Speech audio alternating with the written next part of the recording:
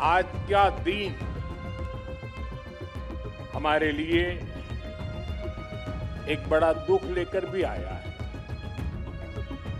आज सुबह ही महाराष्ट्र में दुखद विमान दुर्घटना हुई है। इस दुर्घटना ने महाराष्ट्र के उप मुख्यमंत्री अजीत पवार जी और कुछ साथियों को हमसे छीन लिया है। अजीत दादा ने महाराष्ट्र और देश के विकास में अपना बड़ा योगदान दिया है। विशेष रूप से गांवों के जीवन को बेहतर बनाने के लिए उन्होंने हमेशा आगे बढ़कर काम किया। मैं अजीत पवार जी के परिवार के प्रति संवेदना व्यक्त करता हूं। जिन साथियों को हमने इस हादसे में खोया है, इस पीड़ा की घड़ी में हम सभी उनके परिजनों के साथ हैं।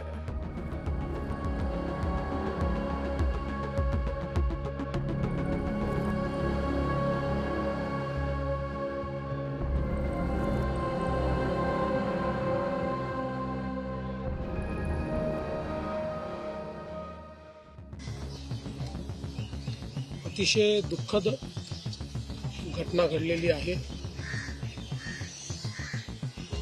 अतिशय अनाकलनीय अशा परिस्थितीमध्ये विमान अपघातामध्ये राज्याचे उपमुख्यमंत्री अजितदादा पवार यांचं दुःखद निधन झाल्याची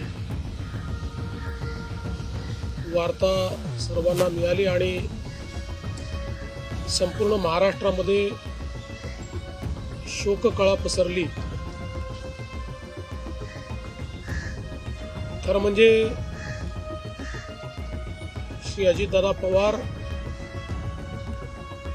महाराष्ट्रातले एक लोकनेते होते आणि महाराष्ट्राच्या कानाकोपऱ्याची माहिती असलेला, महाराष्ट्राच्या प्रश्नांची जाण असलेला अशा प्रकारचा हा नेता होता की ज्यांच्याबद्दल जनसामान्यांमध्ये प्रचंड मोठी आस्था होती। अजितदादा एक अतिशय संघर्षशील अशा प्रकारचं नेतृत्व होतं आणि सर्व परिस्थितीमध्ये न डगमगता पुढे जाणारं अशा प्रकारचं व्यक्तिमत्व होतं। महाराष्ट्राकरता आजचा दिवस हा अतिशय कठीण दिवस आहे, कारण अशा प्रकारचं नेतृत्व तयार व्हायला अनेक वर्ष लागतात आणि ज्यावेळी महाराष्ट्राच्या विकासामध्ये अतिशय महत्त्वपूर्ण योगदान ते देत होते, अशा काळामध्ये त्यांचं निघून जाणं हे अविश्वसनीय आहे, मनाला चटका लावणार आहे। बहुत ही आज महाराष्ट्र के लिए एक काला दिन कहूँ, एक दुर्भाग्यपूर्ण घटना कहूँ, एक दुखद घटना कहूँ, ऐसी घटना जो हर एक के एक दिल को दुखाने वाली घटना आज महाराष्ट्र में घटी है। हमारे सहयोगी अजीतदादा पवार जी का प्लेन एक्सीडेंट में मृत्यु हुई है। ये हमारे लिए बहुत ही बेहद दुखद है और महाराष्ट्र के लिए भी दुखद है, उनके परिवार के लिए तो बहुत ही दुखद है। हाँ बिल्कुल, इसकी जो दुर्घटना हुई है इसकी जांच जरूर होगी, क्योंकि ऐसी दुर्घटना पुनरावृत्ति ना हो, दोबारा ना हो, इसलिए जरूर इसकी जांच होनी चाहिए और होगी।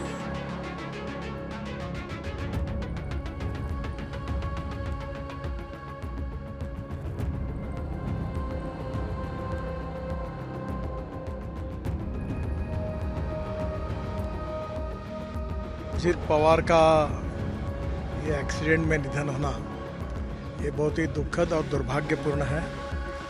पिछले 40 साल से महाराष्ट्र के राजनीति में मेरे बहुत घनिष्ठ मित्र रहे, उनके मेरे पारिवारिक संबंध रहे। बहुत कर्मठ, अच्छा प्रशासक और विकास की दृष्टि रखने वाले ऐसे वो नेता थे। उनके जाने से बहुत बड़ा नुकसान हुआ है। उनके परिवार को भी काफ़ी उनके ऊपर भी एक बड़ा हादसा हुआ है। मुझे लगता है कि भगवान उनको ये जो घटना हुई है इसका दुख सहन करने की ताकत दे। मैं व्यक्तिगत रूप से और पार्टी के तरफ से महाराष्ट्र के इस पुराने सहयोगी को मैं श्रद्धांजलि अर्पित करता हूँ। भगवान उनके आत्मा को शांति दे, यही ईश्वर चरणों में प्रार्थना करता हूँ।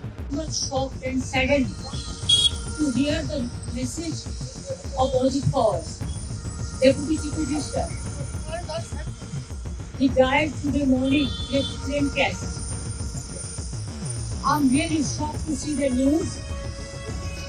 There is no safety and security of the people of this country.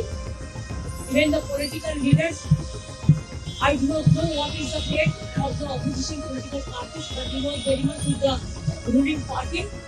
But before 2 days ago, I came to know that from social network that somebody from other party, they gave a statement that Ajit Pawar is willing to leave the BJP. And now what happened today, I need proper investigation under the supervision of Supreme Court.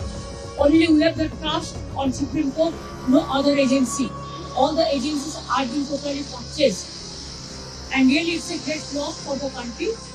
Maybe he is from the opposition, now he is from the opposition, but tomorrow he is supposed to join the original force of their party. My condolences to the family, Maharashtrian people, and also my condolence to the Sharad Pawar ji and Ajit Pawar ji's family. बहुत ही sincere नेता थे, बहुत ही active नेता थे और नरेंद्र मोदी जी के नेतृत्व में देश विकास की दिशा से आगे जा रहा है। महाराष्ट्र को विकास की दिशा से आगे ले जाने के लिए उन्होंने महायुति ज्वाइन की थी और देवेंद्र फडणवीस जी सरकार में वो डिप्टी सीएम भी रहे। एकनाथ शिंदे जी के भी सरकार में डिप्टी सीएम रहे और बारामती का और पूरे पुणे जिले का ही नहीं, महाराष्ट्र के विकास के लिए वो बहुत आगे चलते रहे थे। और अचानक उनका जाना ये हमारे लिए बहुत बड़ा धक्कादायक है। एक बहुत बड़े नेता को हमने खो दिया है और उनको मेरे साथ उनके बहुत नज़दीकी संबंध थे। बाबा साहब अम्बेडकर जी को वो हमेशा मानते थे और उनके जाने से हमें काफ़ी नुकसान हुआ है और एक बड़े नेता को हमने खो दिया है। बड़े अफसोस की बात है। दिल्ली से निकलने से पहले ये खबर हमें पहुंची थी जहाज़ में कि बारामती में जहाज़ के क्रैश में अजीत पवार साहब की मृत्यु हो गई। मैं अजीत पवार साहब को तब से जानता हूं जब मैं मुंबई में कॉलेज में पढ़ रहा था और पवार साहब के साथ रहता था। उन दिनों अजीत पवार साहब नए सियासत में शरद पवार साहब की मदद करने के लिए मैदान में उतरे हुए थे। तब से जो उनकी शुरुआत रही, हमेशा महाराष्ट्र के लोगों की उन्होंने सेवा और खिदमत करने की कोशिश की। जो लोग उन्हें जानते हैं और जिन्होंने उनका काम करने का तरीका देखा, मुझे जानते थे कि एक बहुत ही काबिल एडमिनिस्ट्रेटर के तौर पे जाने जाते थे और एक अच्छे पॉलिटिकल वर्कर। बहुत कम उम्र में उनकी मृत्यु हो गई है और मैं अपने तरफ से, अपने पिता, अपने वालिद के तरफ से पवार साहब को, सुप्रिया को, उनके तमाम ख़ानदान को इस मुश्किल घड़ी में हम अफसोस और ताज़ियत का इज़हार करते हैं। बहुत दुखद है जो घटना हुई है, जिसमें जो खबर आ रही है, जो जानकारी मिली है, पवार परिवार के लिए बहुत दुखद घड़ी है। इस समय मैं यही प्रार्थना कर सकता हूँ प्रभु से, भगवान से, कि ये जो दुख आया है इसकी सहन करने की शक्ति मिले। जी, बहुत ही दुखद समाचार है और समस्त पवार परिवार और जितने भी समर्थक हैं उनको हमारी तरफ से संवेदना और शोक। मैंने बात की सुप्रिया जी से भी और उनकी मिसेस से भी।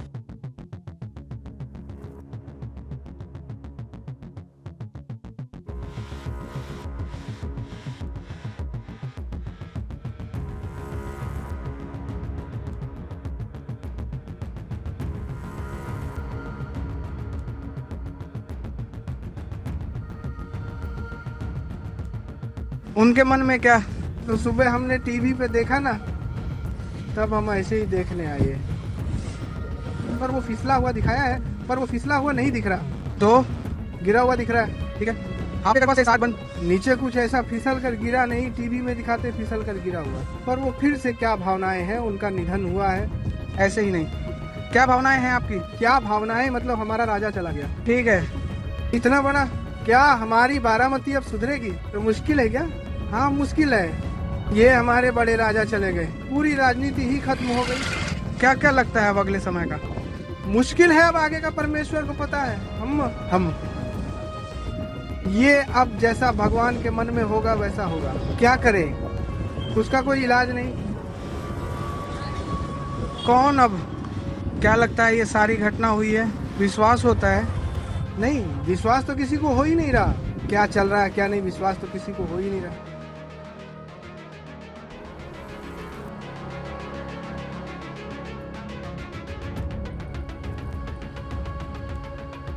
अभी जो एक्सीडेंट जो हुआ है उसका जो इन्वेस्टिगेशन, उसको भी हमने शुरू कर दिया है। तुरंत डीजीसीए और एआईबी की टीम भी आई है, और जो प्रिलिमिनरी इन्वेस्टिगेशन या प्रिलिमिनरी जो समाचार हमें मिला है उसमें इतनी जानकारी थी कि जब वो लैंड करना चाहते थे सुबह करीब 8:48 AM के आसपास, तो उस समय विजिबिलिटी थोड़ा पुअर था उधर, और जब ATC बारामती से उनका जो कांटेक्ट हो रहा था फ्लाइट के लिए पायलट से, तो ATC वालों ने पूछा कि क्या रनवे साइट में है, तो उनके तरफ से आया कि रनवे साइट में अभी नहीं है। तो उसके बाद उन्होंने एक गो अराउंड भी किया।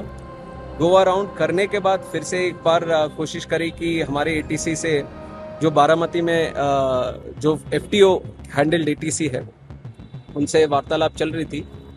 तो उस समय जब दोबारा लैंड करने आए तब भी उनसे पूछा गया था कि विजिबिलिटी है कि नहीं रनवे का। तो उसके बाद पहले तो उनका समाधान नहीं आया, फिर उसके बाद आया कि विजिबिलिटी है। तो लैंडिंग क्लियरेंस जैसी ATC ने दिया, उसके बाद तुरंत देखा गया कि ये एक्सीडेंट हुआ है। बहुत दुखद घटना है, तो इसके ऊपर और जानकारी हमें मिलनी चाहिए। इन्वेस्टिगेशन पूरी तरह से ट्रांसपेरेंट और अकाउंटेबल वे में हम करेंगे। बट उससे पहले तो मैं इतना कहना चाहूँगा कि ये बात बोलना कि अजीत दादा अब नहीं रहे, उसके लिए बहुत बहुत बहुत दुख होता है। और मैं उनके जो प्यार करने वाले लोग हैं, कार्यकर्ता हैं और उनके परिवार के लोग हैं, उन सबके प्रति कंडोलेंसेस व्यक्त करता हूँ।